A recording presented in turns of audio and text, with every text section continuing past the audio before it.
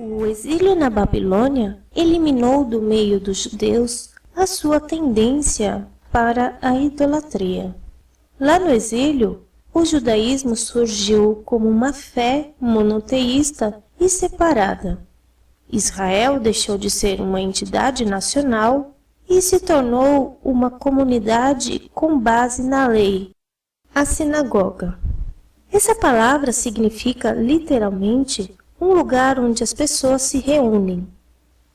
Depois que a Babilônia destruiu o Templo de Salomão lá em Jerusalém, as sinagogas começaram a surgir gradualmente em muitas cidades judaicas, como local de adoração e escola para ensinar a lei mosaica.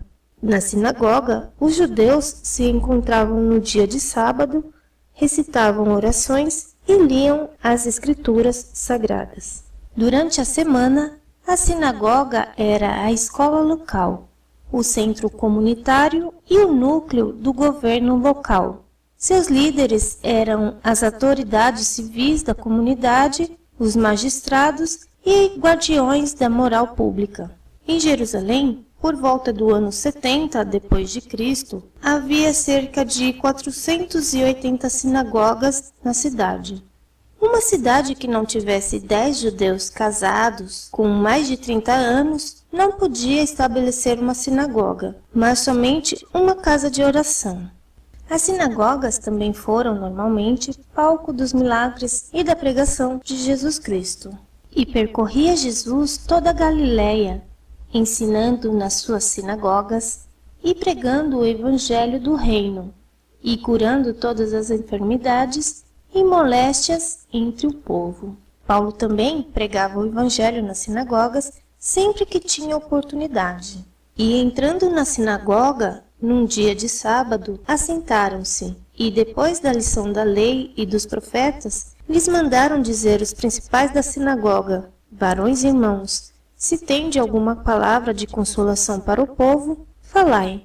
E levantando-se Paulo, e pedindo silêncio com a mão, disse: varões israelitas, e os que temeis a Deus, ouve, o Deus deste povo de Israel escolheu nossos pais e exaltou o povo, sendo eles estrangeiros na terra do Egito, e com braço poderoso o tirou dela.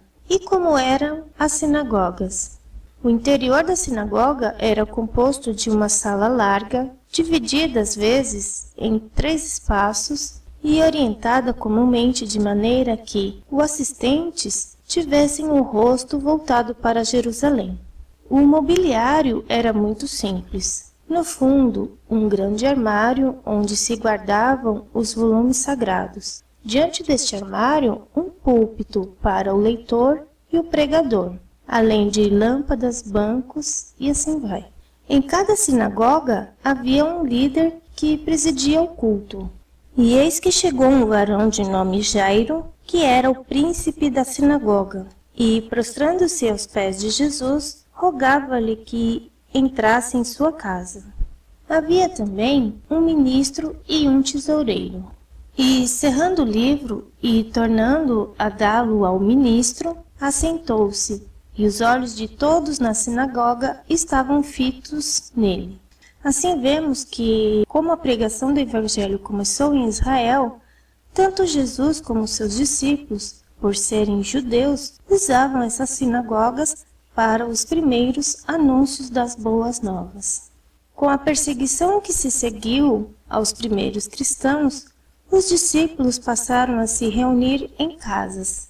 Bem mais tarde, quando os cristãos começaram a construir igrejas, usaram as plantas das sinagogas como modelos. Podemos afirmar que as sinagogas são as mães das igrejas cristãs. Por hoje é só. Não perca o próximo vídeo.